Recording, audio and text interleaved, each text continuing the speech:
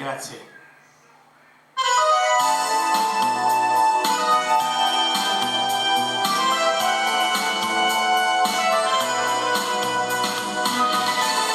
Ancora per l'amico Giacomo, l'amico Ernesto e l'amico Maurizio da Castellammare. Ciao ragazzi, un bacione da parte mia.